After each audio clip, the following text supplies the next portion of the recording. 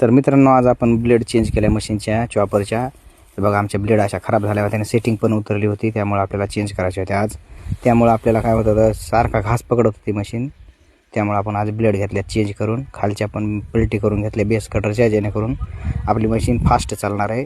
ब्लेडची एकदा पलटी केल्यास ब्लेड नवे असले की ॲव्हरेजला पण फरक पडतो, कारण की माल कटिंग करायसाठी मशीनला काही त्रास होत नाही. ह्या प्रकारे कांड निघायला पाहिजे आपलं प्रॉपर कटिंग होऊन, मग पाचट वगैरे येणार नाही.